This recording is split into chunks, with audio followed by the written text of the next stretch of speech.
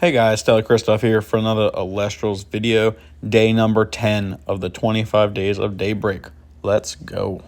Today we reveal one of the most powerful Alestrals of all time, and one that has been sitting right in front of your noses for months and months. It's time to tell y'all about Celesto. If you haven't been keeping up, we're revealing new cards every single day until Daybreak pre-orders open on July 12th. Let's get it. First up is Nebulo, a brand new solar Celestral with 2 attack and 1 defense that is a Nexus form of Kinleo. This Nebulo gets +1 attack for each enchanting solar on the... So it gets +1 attack for every solar, so automatically powers itself up to a 3 attack. You can foretell 4 and add any number of Nebulo, Leo Brite, Celesto, and or First Light foretold this way to your hand. So the one thing that's nice about this, if you pair it up with Apollo, which also has the foretell, you can play the cards back down any order you want.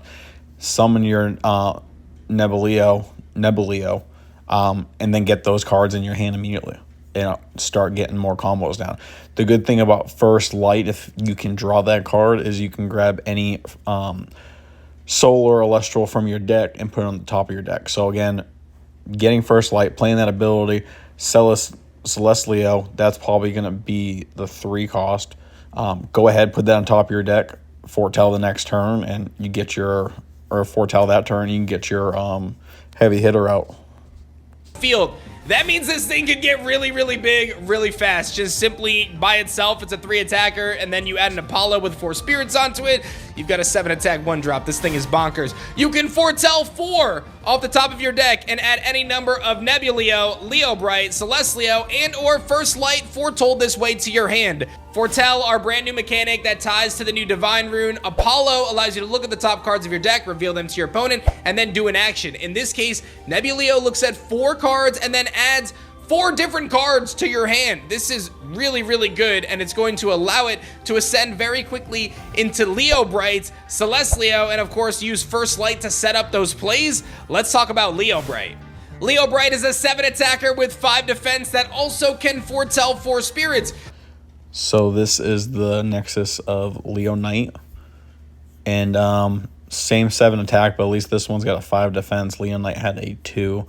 You can foretell 4. You may special ascend this Leo Brite to Celesto foretold this way. So again, you're talking about First Light. Play First Light, put Celesto on top of your deck, use this guy's ability, you're going to have your heavy hitter out that much sooner. That's one thing I'm loving about Daybreak so far. It's all about this foretell feature. Obviously, it's the newest mechanic, but able to draw the cards, look at them, set up your plays moving forward.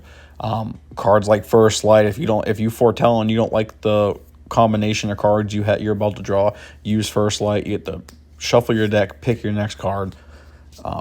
Future combos are really going to be something special when these new cards get released. You may special ascend this Leo Brite to a Celesto foretold this way. That means if you use your Nebulo to get your Leo Brite and you stack your deck properly with First Light, well, guess what? You get to go right into Celesto. Let's talk about Celesto next. I mentioned Celesto, one of the most powerful Alestrals of all time, and has been our mascot for the Alestrals tournaments. This is a 3 solar drop, 13 attack, 10 defense. This thing is a monster. So first off, he definitely got inspiration from Solgaleo from Pokemon, 100%. 13 attack, 10 defense, pretty strong, really strong. I think that's the same as Voltempest. You can foretell 4 and add each solar Celestial foretold this way to your hand. Then you may destroy cards on your on the field up to that many cards added to your hand this way. That's ridiculous. So again, shuffling your deck using First Light, the other foretell features.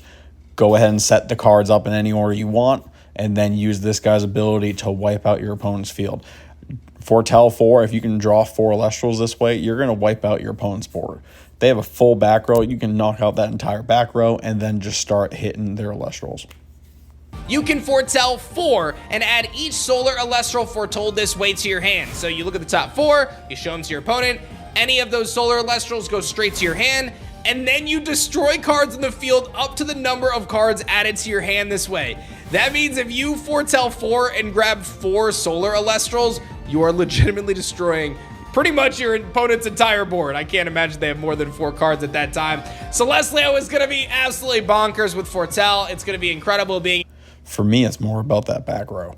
That back row can always be a pain in the butt. You never know what's down, if it's PTA, if it's Gorgon's Gaze.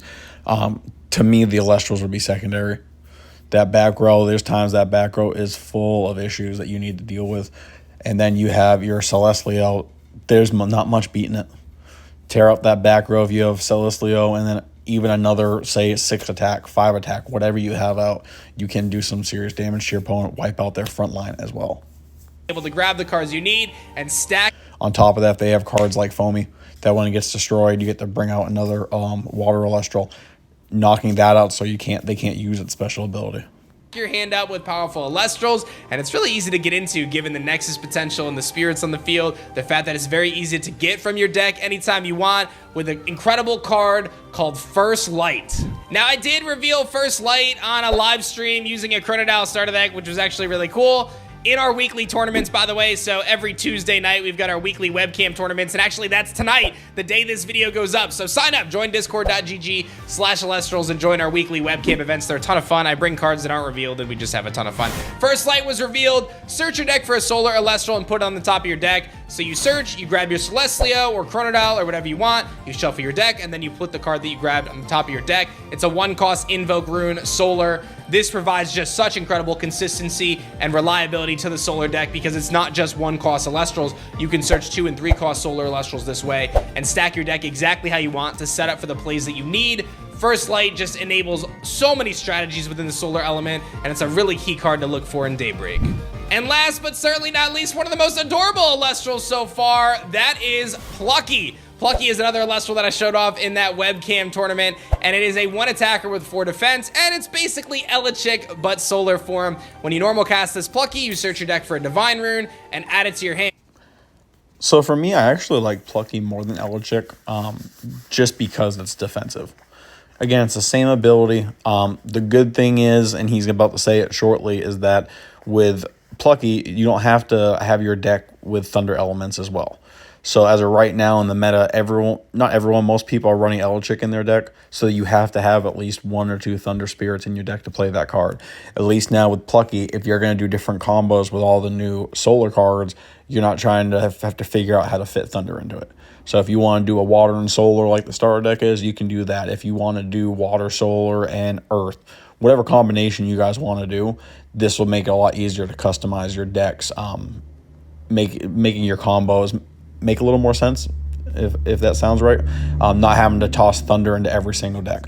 Obviously, Ash Rabbit fits into that mold that you need to have Thunder, but who's to say? I mean, we're still, another 14 days, 15 days of reveals coming, so who knows? He might have a Solar version of Ash Rabbit coming, or an Earth version. We have no idea what's to come in the next couple weeks. So fingers crossed we actually get something similar. Maybe he'll have an attacker versus a defense one like Ash Rabbit is.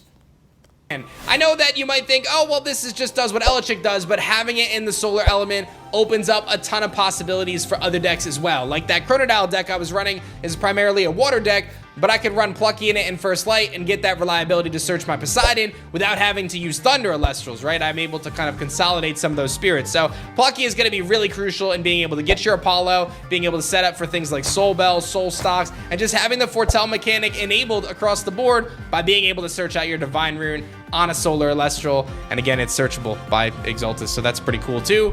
I love me some Plucky. I love me some Nebulo, Leo Brite, Celestio, First Light. What a day of reveals. Make sure you guys show up for the weekly webcam. Yeah, if he's revealing 5 a day, I can't wait to see what else is going to be happening. These casual tournaments that he's brought up in this video, today of this recording, it actually is June 25th. I've personally done a couple of the tournaments. It is a lot of fun. It's no hassle. If you're someone who's new to the game and you want to learn, everyone I've played against, they have no problem teaching other people. There was one guy I actually played that had like his best friend with him learning the game as we were playing. Dan's done the same thing. Dan will stop mid-game while he's on a stream and explain it to everyone and teach them how to play the game. So don't be afraid to show up and you're brand new to the game. Everyone's going to work with you. Obviously, you're not going to show the cards in your hand, but most people I've played, they have no problem explaining it to everybody else. Our Elestrals community, especially if you go on Discord, is a great community. There's no drama. Everyone's willing to help everyone. So definitely something good in the world we live in, that we have this kind of community that everyone's willing to work together and make this game great. As of right now, Alestrals has 14,500 subscribers on YouTube. I believe Discord's about 12,000. So again, that's 12,000 people. If we can get more people involved, to get your friends involved, your family involved, our community can just grow and be that much better, that much more successful. And again, me personally, if you go on Discord, search me out. If you find me on Discord because of this video, reach out to me. I have no problem answering questions. We can set up a day to actually do a webcam battle. I have no problem helping teach you guys how to play the game if you have any questions. But that's all I got for you guys today. My name is Stellar Christoph. I'll see you guys tomorrow for day 11. I hope you guys all have a stellar day. See ya.